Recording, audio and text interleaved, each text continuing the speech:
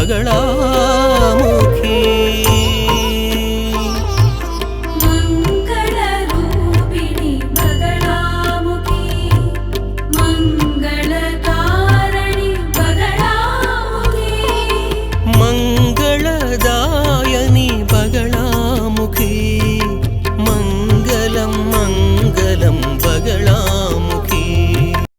ఓం cream Bagalamukhi వరదే సర్వసౌభాగ్యప్రదాయిని సమస్త భక్తానాం సర్వాభీష్టం సాధయ సాధయ cream ఓం స్వాహా. జై జగన్మాత బగళాముఖి. ముందుగా ఒక విషయం చెబుతాను. మేము ఇదే విధంగా జాతకం చూపించి ఫలితం చెప్పినవి చూడడం ద్వారా సరైన విధంగా జ్యోతిష్యం తెలిసిన ఆచార్యులు చాలామంది, అందులో ముఖ్యంగా 6 వాళ్ళు కొన్ని అభిప్రాయాలు చెబుతూ ఉంటారు. అలాంటి అభిప్రాయాల్లో ఒకటి ఏమిటంటే, అది ఇక్కడ ఈ వయసుకి ఈ జాతకానికి పోలిక కుదరడం లేదని చెబుతూ ఉంటారు. అది నిజమే, అది తెలిసి చేసిన తప్పే. ఎందుకంటే కొందరి విషయంలో వాళ్ళ నుండి అనుమతి తీసుకునే మేము వాళ్ళ జాతకం చూపించి మీ వద్ద సంబంధిత ఫలితాలు చెబుతాం. కానీ వాళ్ళల్లో కొంతమంది ఈ డేట్ ఆఫ్ బర్త్ కొంచెం మార్చి చెప్పండి స్వామి, అందులో తప్పేమీ లేదు, ఈ ప్లానెటరీ పొజిషన్ మారకూడదు, అప్పుడే ఫలితం కరెక్ట్గా ఉంటుంది. కానీ వాళ్ళు ఆ విధంగా రిక్వెస్ట్ చేయడం వల్లే డేట్ ఆఫ్ బర్త్ కొంచెం చాలా అరుదుగా, అన్నింట్లోనూ అలా చెయ్యం, చాలా అరుదుగా కొన్ని మార్పులు చేసి చూపిస్తూ ఉంటాం. డేట్ ఆఫ్ బర్త్ మాత్రమే, అంటే అది వాళ్ళ వయసు మాత్రమే. ఆ ప్లానెటరీ పొజిషన్ మొత్తం ఇలాగే ఉంటుంది. మీరు అది మాత్రమే చూడాలి తప్ప ఇది చూడకండి. కానీ ఇది కరెక్టే. ఇది వచ్చి 49 ఏళ్ల వయసున్న ఒక పెద్ద మనిషి. అంటే ఈయన లండన్లో డాక్టర్గా ఉన్నారు. ఆయన అన్నారు, చాలా పెద్ద మనిషి, అనేక సర్జరీలు చేసి ఒక వ్యక్తి అని చెప్పారు. ఆయన చెప్పినవన్నీ, ఆయన యొక్క అనుభవం చూస్తుంటే ఆయన చెప్పినవన్నీ కరెక్టే అనిపించాయి. ఆయన ఇక్కడ సూర్యమంగళానికి ఆయన రాలేదు, బెంగళూరుకి వచ్చారు. అక్కడ ఏమన్నారంటే, స్వామి నేను మిమ్మల్ని చూడ్డం కోసం లండన్ నుండి వచ్చాను, విషయాలన్నీ నాకు తెలుసు. అంటే ఆయన విషయం ఆయనకు తెలుసని ఆయన చెప్పారు. మనకి తెలుసు కదా ఆయన విషయం ఆయనకే తెలియకుండా ఉంటుందా? విషయాలన్నీ నాకు తెలుసు, కానీ మీ యొక్క యూట్యూబ్ నేను చూశాను. అందులో ఒక విషయం మీరు చెప్పినది నన్ను చాలా ఇంప్రెస్ చేసింది. అది మీరు ఎలా చెప్పారో నాకు తెలియాలి. అందుకోసమే నేను వచ్చాను. అదేవిధంగా దానికి ఏదైనా మందుందా? అప్పుడే ఆయన చెప్పారు, నేను డాక్టర్ని అయినప్పటికీ అడుగుతున్నాను, దానికి ఏదైనా మందుందా అని అడిగారు. అప్పుడు ఆయన చెప్పారు, నాకు 49 ఏళ్ల వయసు అయింది, ఇప్పటికే 2 సార్లు పెళ్ళై 2 విడాకులయ్యాయి. కానీ అందులో ఒక ఆవిడ నాతోనే డాక్టర్గా పనిచేసే వ్యక్తి. మొదట్లో లవ్ చేసి పెళ్లి చేసుకున్నాను, చాలా సంతోషంగా ఉండేవాళ్ళం. కానీ 6 నెలల్లోనే నాకు మీతో జీవించడం ఇష్టం లేదు అలా అని చెప్పి ఒక లెటర్ రాసిపెట్టి ఆమె వెళ్ళిపోయింది. తర్వాత అది ఆయనకి ఇష్టం లేదంటే అక్కడ త్వరగా డివోర్స్ ఇచ్చేస్తారు. మేము డివోర్స్ తీసుకున్నాం. రెండోసారి కూడా పెళ్లి చేసుకున్నాను, అది అరేంజ్ మ్యారేజ్. ఆమె కూడా డివోర్స్ తీసుకుని వెళ్ళిపోయింది. ఆమె కూడా చెప్పిందంటే, నీతో జీవించడం నాకు ఇష్టం లేదు. కానీ ఆయన చూస్తే బాగా హైట్, వెయిట్, అందం, రంగు లాంటివన్నీ సూపర్గా ఉన్నాయి.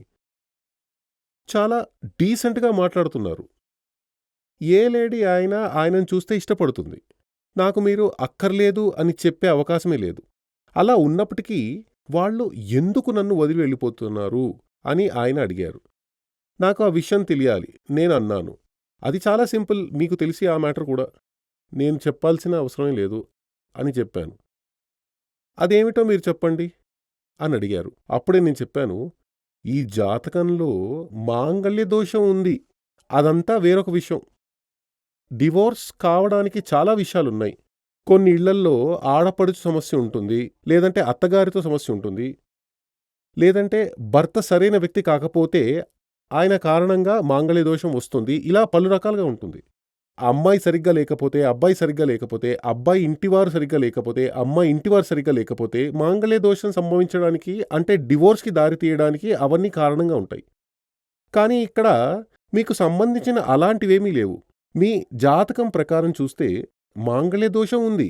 అది ఓకే.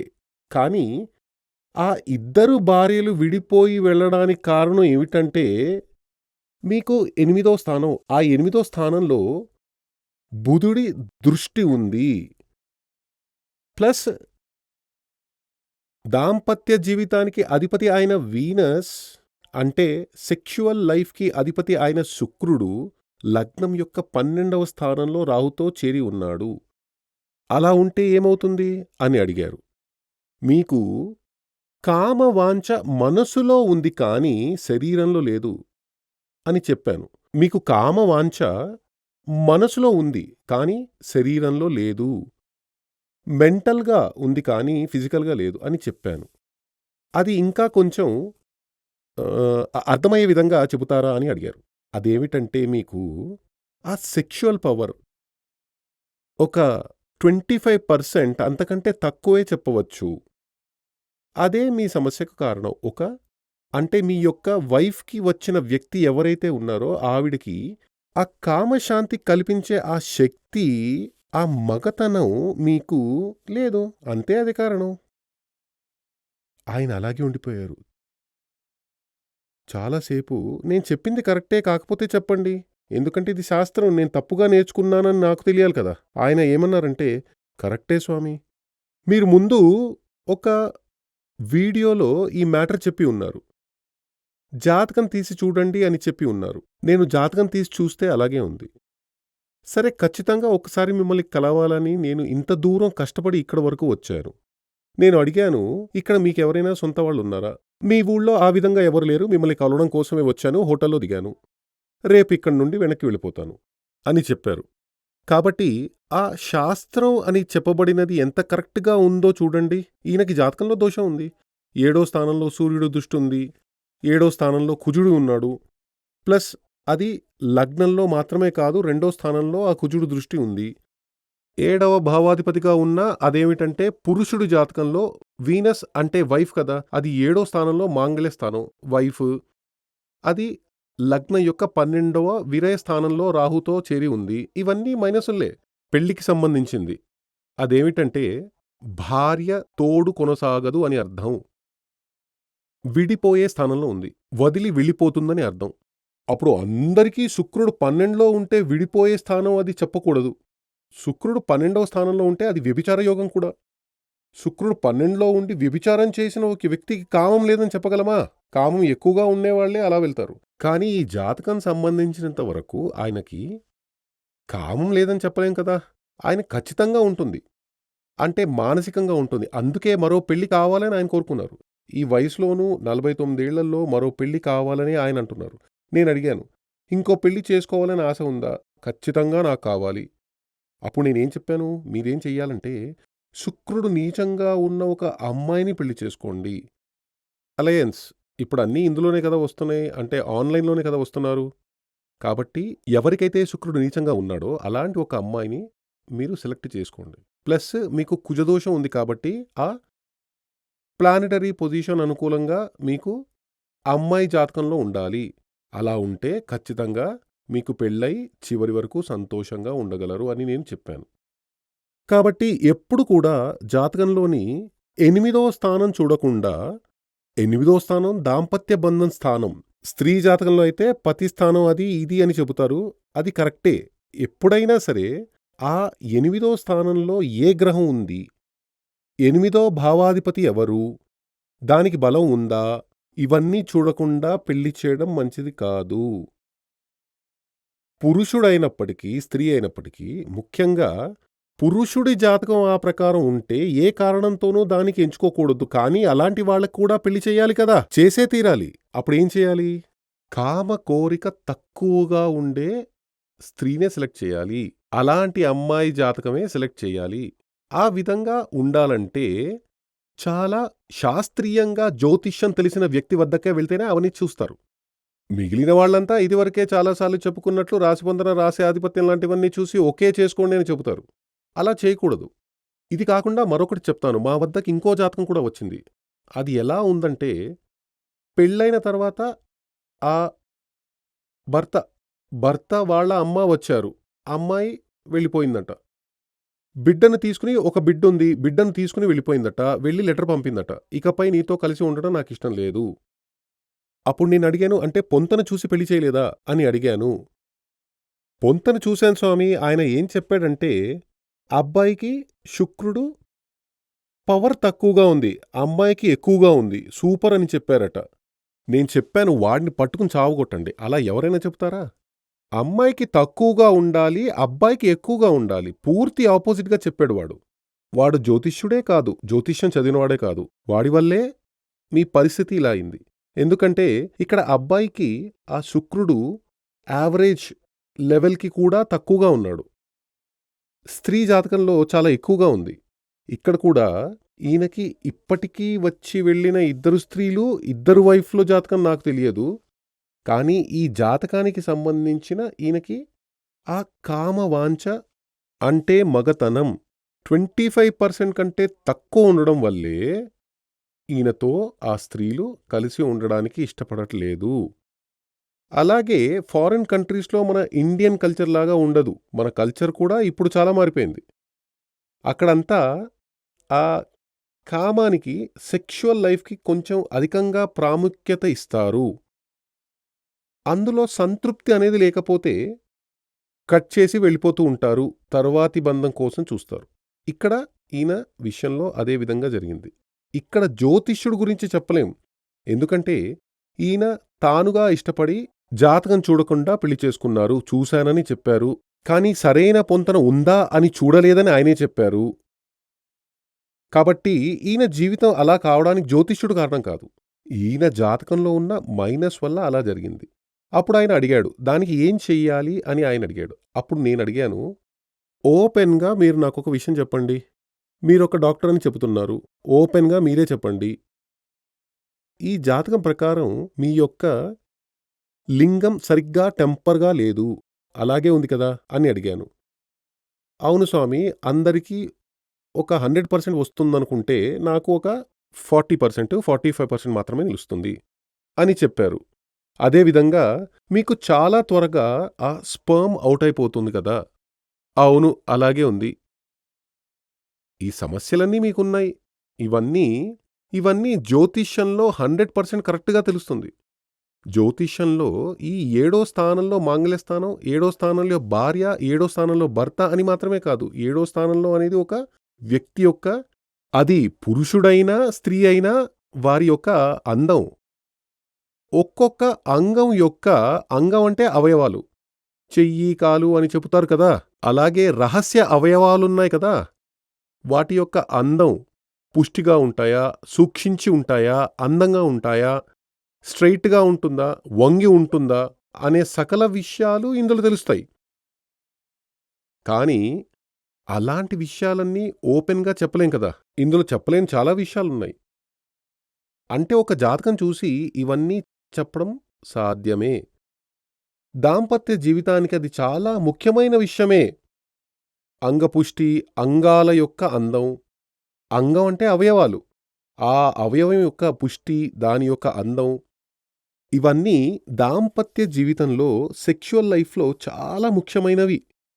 ఇవన్నీ తెలియాలంటే శాస్త్రీయంగా జ్యోతిష్యం చదివిన ఒక వ్యక్తి వద్ద జాతకం చూపించి కొంచెం టైం ఇవ్వాలి. ఇక్కడ వచ్చారంటే ఉదయం 9 గంటల నుండి 4 గంటల వరకు 40, 45 జాతకాలు చూస్తూ ఉంటాం. నేను ఇక్కడ ఆఫీస్‌లో ఉన్న వ్యక్తుల వద్ద అడుగుతాను. వచ్చిన వాళ్ళు సంతోషంగా వెళ్తున్నారా? తృప్తిగా వెళ్తున్నారా? కాబట్టి అందరికీ జాతకాలు ఇచ్చేసి ఈ విషయాలన్నీ చెప్పిన తర్వాత వాళ్ళని అడుగుతాను. మీరు ఇంకా ఏదైనా అడగాలంటే అడగండి. ఏదైనా అడగాలంటే అడగండి. అవి నేను చాలా సార్లు అడిగాను. వాళ్ళు అంతే, మీరన్నీ చెప్పేశారు కదా స్వామి, అన్నీ చెప్పి పరిహారాలు రాయించుకుని వెళ్తారు. కానీ అలా కాదు. మనం కొంచెం లోతుగా వెళ్లి విశ్లేషించాలి అనుకుంటే కొంచెం టైం ఇచ్చి దానికి తగ్గట్టు అన్నీ చూస్తూ జీవితంలో మనకి తగిన తోడు ఎవరు అన్ని రకాలుగా మెంటల్లీ, ఫిజికల్లీ, ఫినాన్షియల్లీ అన్నింట్లో మనకి తగిన తోడు ఎవరు అనేది కనిపెట్టాలి. కొందరు చెబుతూ ఉంటారు, మనస్సుల పొంతనే ముఖ్యం, మనస్సులు కలిస్తే అంతా ఓకే కదా. దానికి ఒకే ఉదాహరణ, ఒక సంభవం. ఈ జాతకం చెప్పి ముగించాను. ఒక చిన్న విషయం చెప్తాను. ఒక 25-30 సంవత్సరాలకు ముందు నా దగ్గరికి వచ్చిన ఒక భార్యాభర్త, ఇప్పుడు వాళ్ళకు ఒక సంతానం కూడా ఉంది. వాళ్ళు వచ్చారు, కానీ నేను చాలా బిజీగా ఉండటంతో మరోసారి కలుస్తానని చెప్పారు. అప్పుడు వాళ్ళు లోపలికి వచ్చి చెప్పారు, మేము ఒక 10, 28, 30 సంవత్సరాలైంది మిమ్మల్ని చూడ్డానికి వచ్చాము. ఆ రోజు ఇక్కడ పూజలు, గణపతి హోమం చేస్తున్నారు, జాతకం చూశాము. అప్పుడు 2 జాతకాలు మేం తీసుకొచ్చాము. 2 మా బంధువుల అబ్బాయిలవే. అప్పుడు మీరు ఏం చెప్పారంటే, అప్పుడు ఈ లేడీ, ఆమె హస్బెండ్ ఉన్నారు, వాళ్ళ బిడ్డ బయటుంది. అప్పుడు మీరేం చెప్పారంటే, ఈ 2 జాతకాల్లో ఇది మాత్రమే బాగుంది, ఇతన్ని పెళ్లి చేసుకో అని మీరు చెప్పారు. 2 బాగునే ఉన్నాయి, కానీ ఇది నువ్వు చేసుకో అని మీరు చెప్పారు. కానీ అది మాకు అతడు నచ్చలేదు, మరొకరే నచ్చారు, ఇద్దరూ మా బంధువులే. అది కాదు, ఇదే నీ హస్బెండ్, ఇతడినే పెళ్లి చేసుకో అని మీరు చెప్పారు. అది మేము వినేసి వెళ్ళాము, కానీ వెళ్ళిన తర్వాత మేము అనుకున్న వ్యక్తినే పెళ్లి చేసుకున్నాను. కానీ ఆ పెళ్లి 2 సంవత్సరాలలోనే సమస్య వచ్చింది. 3వ సంవత్సరంలో విడిపోయాం. ఆ రోజు ఇతడే నీ భర్త, ఇతన్నే పెళ్లి చేసుకో అని చెప్పారు కదా, అంటే ఇప్పుడు నాతో ఉన్న వ్యక్తి ఆయనే. కానీ అప్పుడు నేను వినలేదు.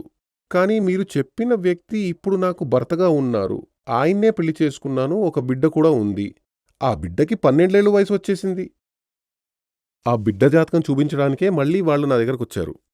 కాబట్టి చూడండి, అప్పుడు ఆ జ్యోతిష్య శాస్త్రం అని చెప్పబడినది ఎంత కరెక్ట్గా ఉంది, ఎంత సరైనదిగా ఉంది, ఎంత క్లియర్గా ఉంది చూశారు కదా. ఈయన యొక్క ఈ ఫిజికల్ ప్రాబ్లం వలనే అది కొందరు వ్యక్తులు చదువు సంధ్య లేనివాళ్ళు విని అలా వదిలేసి వెళ్తారు. ఈయన అలా కాదు, వీళ్ళంతా హై ఎడ్యుకేషనల్ ఉన్న వ్యక్తులు. వాళ్ళు వచ్చి అవును స్వామి అలాగే ఉంది అని చెబుతున్నారు. అప్పుడు ఆయన దీనికి మందు అడిగారు. నేను అడిగాను, మీరు డాక్టర్ కదా, మీకు తెలియదా దానికి మందు? లేదు, మీకు ఏదైనా తెలిస్తే చెప్పండి. అప్పుడు నేను చెప్పాను, మీకోసం చెబుతాను. రోజు అముక్కురం అని ఒకటుంది, అశ్వగంధం అని కూడా చెబుతారు. అది మంచి ఆయుర్వేదం హాస్పిటల్స్లో దాని పౌడర్ దొరుకుతుంది. ఆ పౌడర్ తీసుకుని నైట్లో వేడి పాలల్లో అది ఒక స్పూను కలిపి తాగాలి. రోజు అది తాగాలి. అశ్వగంధం పౌడర్, అది చాలా శక్తివంతమైనది. అదేవిధంగా ఇంకొకటుంది, దీనికంటే ఇంకా పవర్ ఎక్కువ. నైకురిణి పొడి అని అంటారు. నైకురిణి, నైకురు, నైకురుణి అని అంటారు. అది కూడా నాటు మందు షాపులో దొరుకుతుంది. అవన్నీ మంచి షాపుల నుండి కొనాలి, ఒరిజినల్గా ఉండాలి. దాన్ని ఇదే విధంగా మిక్స్ చేసి పాలల్లో మిక్స్ చేసి తాగితే చాలా బాగా పనిచేస్తుంది. కొంతమంది వెల్లుల్లి అస్సలు తినరు. ఇక్కడ ఒక పూజారి ఉండేవాడు. ఆయన అన్నాడు, మేము వంశపార్యంపరంగా వెల్లుల్ని యూజ్ చేయము అని అన్నాడు. నేనడిగాను, ఎందుకు? అది తెలియదు. అప్పుడు నేనన్నాను, అయితే ఒక్కటి చెయ్యి, మీ నాన్నని అడిగేసిరా, వెల్లుల్లి తీసుకోపోవడానికి కారణం ఏమిటి? అప్పుడు ఆయన తండ్రిని అడిగి వచ్చి ఆయన చెప్పాడు, తండ్రికి ఆ విషయం తెలియదట. వేరెవరికైనా తెలుసా అని అడిగాను. వాళ్ళని ఇక మీదట అడగాలని అన్నాడు. ఇక్కడ అసలు మ్యాటర్ తెలుసా? చాలామంది ఈ బ్రాహ్మణులు చాలామంది వెల్లుల్లి అంటే గార్లిక్ యూజే చెయ్యరు అసలు. అలా ఎందుకు చేస్తారో తెలుసా? అది వాళ్ళకే తెలియదు. నిజానికి వెల్లుల్లి యూజ్ చేయకూడదని చెప్పడానికి కారణం ఏమిటంటే, వెల్లుల్లికి కామవాంఛ ప్రేరేపించే శక్తి ఉంది. కాబట్టి వెల్లుల్లి తింటే కామవాంఛ ఎక్కువ అవుతుంది, దానిని కంట్రోల్ చెయ్యాలి, అందుకే వెల్లుల్లి తినకూడదని చెబుతుంటారు. కానీ సర్వసాధారణంగా వెల్లుల్లి తినకుండా ఉండకూడదు. వెల్లుల్లి తినాలి, తప్పకుండా తిని తీరాలి. గృహస్థుడికి కామవాంఛ ఉండాలా వద్దా? ఖచ్చితంగా ఉండాలి కదా, లేకపోతే గృహస్థాశ్రమం ఎలా సాగుతుంది? కాబట్టి అక్కడ వెల్లుల్లి తినడం మంచిదే. కానీ వ్రతం చేస్తున్నప్పుడు, ఉపవాసం చేస్తున్నప్పుడు వెల్లుల్లి తినకూడదు.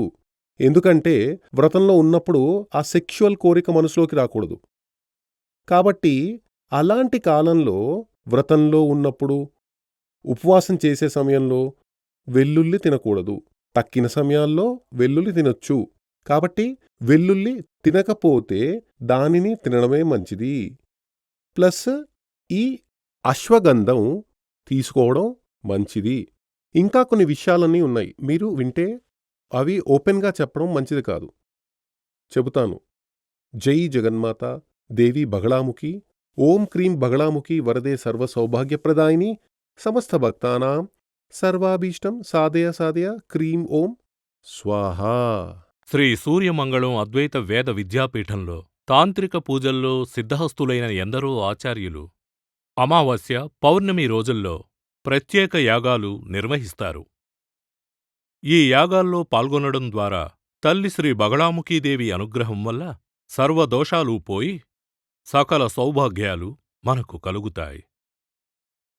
శ్రీ సూర్యమంగళం అద్వైత వేద విద్యాపీఠం జ్యోతిష్యం, ప్రశ్నలు, వాస్తు, తాంత్రిక పూజలు మరియు వేదయాగాలు నిర్వహిస్తారు. సంప్రదించవలసిన నంబర్ 7305442299 7305442299. చెన్నై, కోయంబత్తూర్, బెంగళూరు, హైదరాబాద్, విజయవాడ, ఢిల్లీ, ముంబై, తిరునల్వేలి, టెక్సాస్.